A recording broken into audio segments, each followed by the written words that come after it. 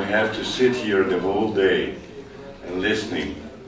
And as I am a political, there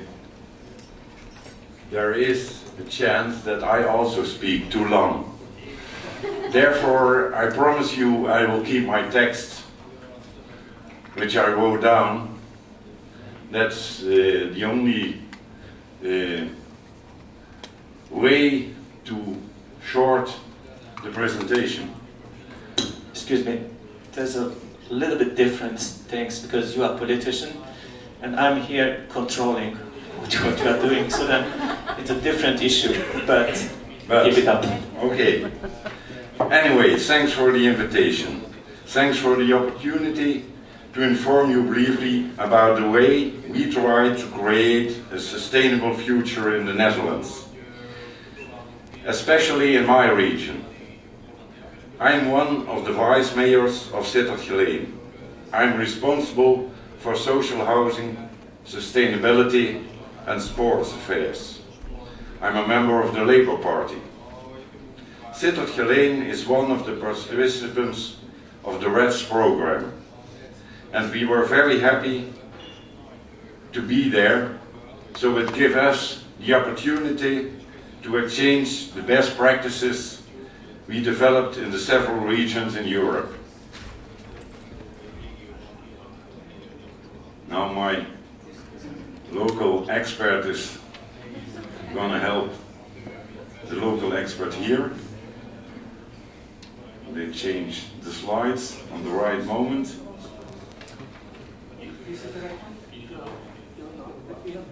But before I go to the second slide, I want to make a big compliment to the mayor and to Peter Praksky. You are not only working as a partner on a geothermal heat project, but you also try to involve the youth in the sustainable future.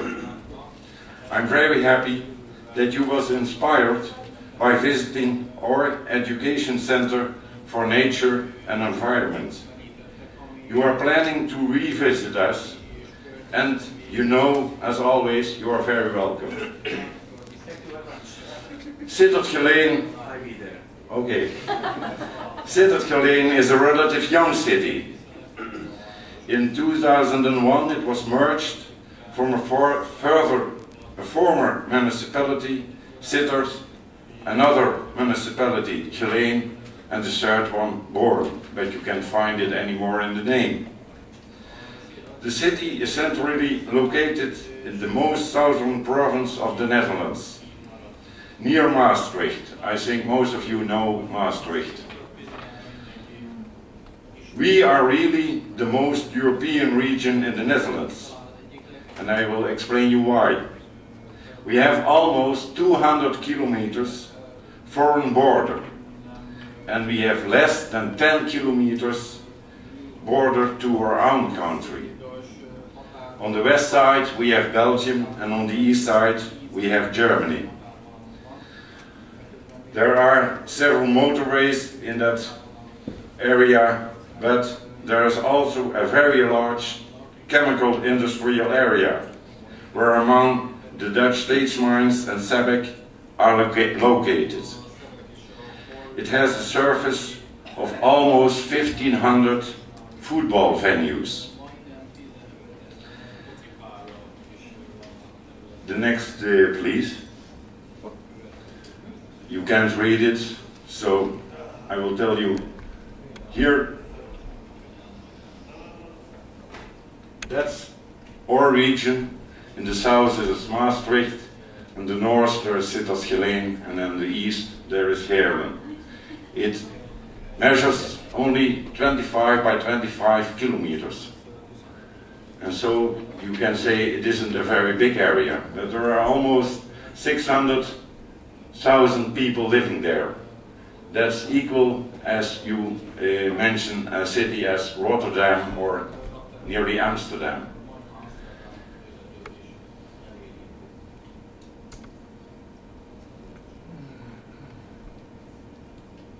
Next one. These are some numbers, facts and figures of my own city. We have almost 100,000 inhabitants. There are about 46,000 dwellings, and all the rest you forget. Next one. We have a plan, like every municipality. We have a plan where we try to realize sustainability in the future. In this plan, we have the goal on 2020 to reach 20% energy saving and to use 20% of renewable energy. In addition, the subject sustainability is also included in our local political program. I'm very happy that more and more sustainability gets an issue more and more independent from the political situation. Our goal is to become a climate neutral city in 2040. Next one. But sustainability is more than only sustainable energy. A livable and safe neighborhood, clean air, good and energy efficient housing, healthy food, and fair production processes. I want with you especially look at the goals and results of our energy policy. The policy in the coalition period aims to achieve the final goal in 2020. It's necessary that we have an insight in the state of the art for this moment. The total energy consumption in our municipality is about 6.9 petajoule. Research has shown that only 6% of this energy consumption is supplied by renewable energy sources. So we are on our way, but we only have made one step. And we must make a kind of acceleration agenda to lead us to our final goal. Further research learns that this rate of 6% consists of 4% renewable energy that comes from a biomass plant and 2% from solar energy systems, which we have on certain places in our city. And they are, as usual, on the rooftops of private homes. I will take you along in an overview which sets us a number of projects that our city has picked up in recent years. For example, the project Energy Teams. In this project, we have trained unemployed people from our town to join and to work in a so-called energy team. This energy team visited in 2 years' time about 4,000 homes of social minima in our city.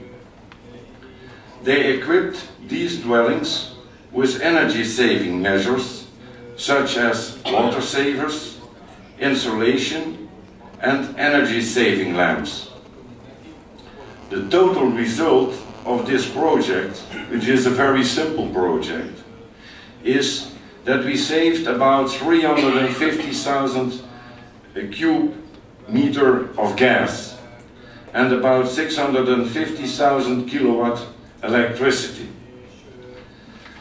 Besides, 8 people had an interesting job during 2 years.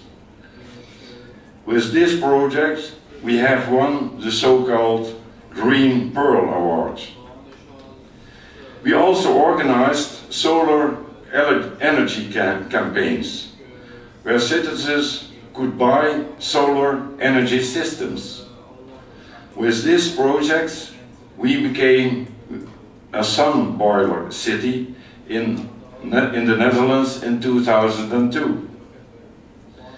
We also have worked on an historical hydropower plant in one of our small rivers in the municipality. And we had to create a mini windmill posted on an industrial estate. In the framework of the acceleration agenda, we still need to make big steps. So, we are working with a large residual heat project. In this project, we want to reuse the energy of a chemical plant and the untapped heat of the existing biomass plant to heat and to cool 5,000 homes and 40 companies. And now we are working on the preparation of a modern hydropower project with 2 modern turbines in a small river. The electric energy of turbines we deliver directly will go via the underground to the town hall.